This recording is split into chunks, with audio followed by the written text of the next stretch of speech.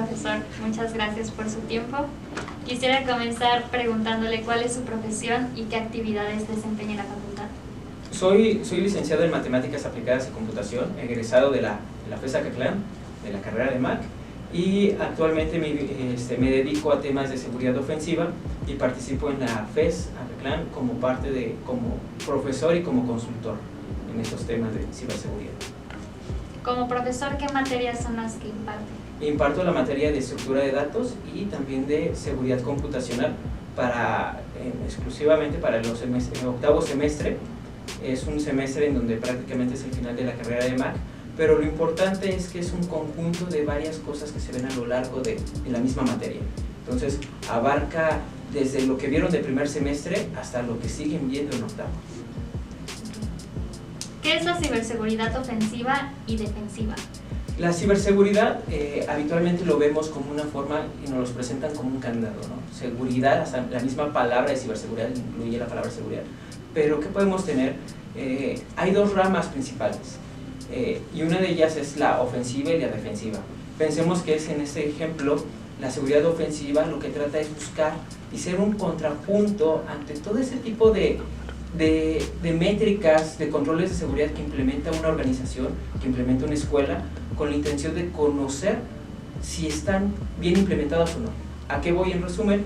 Es que prácticamente actuamos o se actúa de una forma agresiva u ofensiva, vaya la redundancia, pero buscamos actuar o ser ese agente malicioso o ese usuario molesto con la intención de identificar brechas de seguridad. Eso es la seguridad ofensiva. La seguridad defensiva, por su parte, va a tratar de identificar todo tipo de ataque que realicen con la intención de pausarlo, detenerlo antes de tiempo. Si lo vemos en una especie como de deporte, sería el boxeador es la ofensiva y el sparring es el equipo defensivo, ¿no? ¿Podría comentarnos qué es un activo crítico dentro de la materia de ciberseguridad? Claro que sí, un activo crítico se considera cualquier tipo de elemento, software, programa, sistema, servidor o medio de comunicación que nos permita transferir información. ¿A qué voy? O transferirla, procesarla o almacenarla. ¿A qué voy con ello? Por ejemplo, en el caso de la UNAM podemos pensar que un activo crítico podría ser, en primer lugar, la base de datos donde se almacena la información de sus estudiantes, de sus profesores, tal vez la nómina, tal vez esa información que sin ella no podría operar. Esto incluye, por ejemplo, en las organizaciones, podría ser la base de datos de sus proveedores, de sus clientes, podría también ser la base de datos de o no solo la base de datos, también por ejemplo los correos electrónicos es un activo crítico e importante para las organizaciones. Podemos pensar también que las salidas a internet es básico o es un activo que nos podría tener bastante valor, ¿no? Si lo vemos a un nivel, por ejemplo, hospitalario, el banco de sangre es un activo crítico ya que muchas operaciones dependen de ello. ¿Podría comentarnos qué es la forense digital o un análisis forense? El análisis forense es la parte, una vez que sucede un incidente de seguridad entendámoslo como una brecha, la forense lo que va a buscar es reconstruir el caso, atenderlo completamente. ¿A qué voy? Van a tratar de ensamblarlo pieza a pieza para saber qué es lo que sucedió, cómo sucedió y por qué sucedió. Y en la forense digital se va a tratar primeramente de recuperar la información, identificar qué lo ocasionó, pero al mismo tiempo es como armar un rompecabezas. Escuchamos mucho la palabra forense cuando tratan de hacer un análisis de por qué tal vez falleció una persona. Lo mismo sería en temas computacionales, pero en este caso es llevado del punto A al punto B y tratar de ver, por ejemplo, qué implicaciones pudo haber tenido, ¿no? Tal vez un atacante llegó a este equipo, pero migró su ataque hacia otro punto, o tal vez hizo un volcado o un vaciado de una base de datos, o bien obtuvo información sensible o confidencial de nuestros proveedores o clientes. ¿Cuáles son los aspectos principales o más importantes que deben considerarse al realizar una intrusión de infraestructura? ¿Cuáles son los aspectos más importantes? Primeramente, debes de tener un acuerdo de confidencialidad y un acuerdo de trabajo. ¿A qué vamos?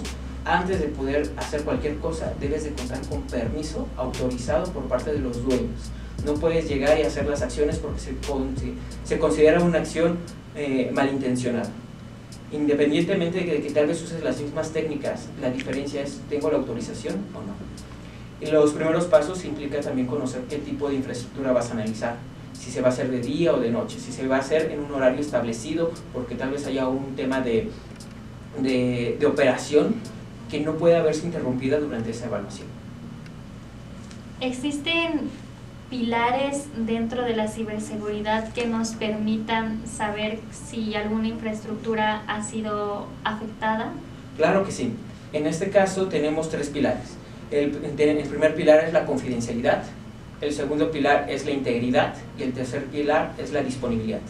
La confidencialidad significa de que solamente los usuarios autorizados o con el permiso necesario pueden acceder a la información.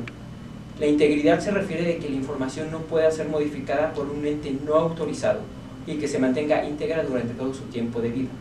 Y la disponibilidad es que las personas o los medios que requieran esta información puedan acceder a esa misma durante cualquier momento. Son los 3 pilares básicos y decimos que hay una afectación a la seguridad cuando alguno de estos 3 pilares se ve afectado en menor o mayor medida.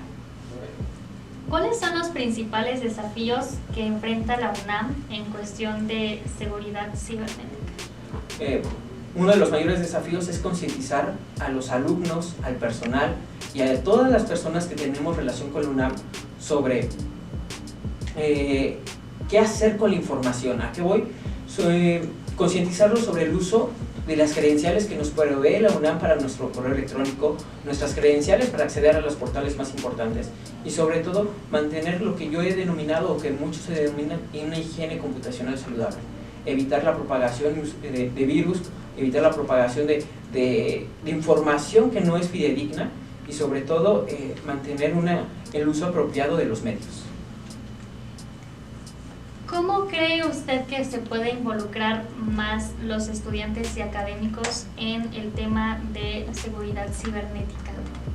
Al día de hoy nadie es exento de la seguridad. El tema de la tecnología nos lleva a que si queremos, por ejemplo, entrar a una página web, tenemos que validar que tenga un candado de seguridad que nos indique que está usando un protocolo seguro. Si usamos un celular, debemos tener un bloqueo en el celular por contraseña o por nuestra huella digital. Y también la forma de que los desafíos y los retos que tenemos es que seamos conscientes de que ya no somos ajenos. Desde el momento en que tenemos un correo electrónico, tenemos un celular, una computadora, tenemos que estar involucrados y estar leyendo de una u otra forma la información que nos van proveyendo, ¿no? Por ejemplo, un ejemplo clarísimo es ¿por qué compartimos las contraseñas? No hay ningún motivo, es como compartir un cepillo de dientes. ¿Acaso alguien comparte su cepillo de dientes? Pues creo que no. O lo mismo pasaría con la ropa interior, ¿no? Entonces, hay cosas en donde podemos compartir información bajo ciertos medios y otras no. Y entre más estemos involucrados en qué podemos hacer, qué no podemos hacer, y que los recursos de la escuela y de la universidad los empleemos de la forma correcta, vamos a estar más seguros y sobre todo vamos a tener una mayor nivel de resiliencia ante un posible ataque. Finalmente,